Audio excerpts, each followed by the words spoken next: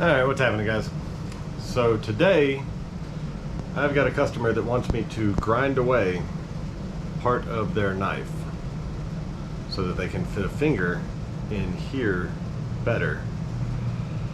I hate doing this to a blade, but it's what they want. So we're gonna do that. Here we go.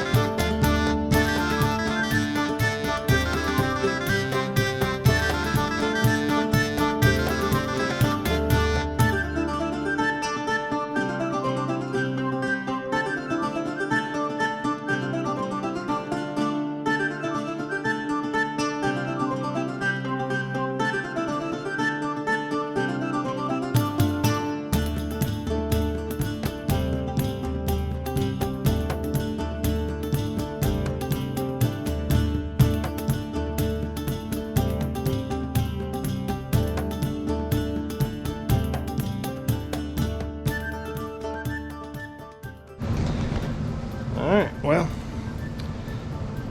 got that done.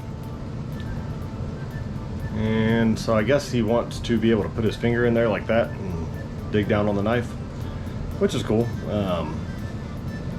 Yeah, it is exactly what he wanted right there. So, yep, that one's done. You have a good day. Bye.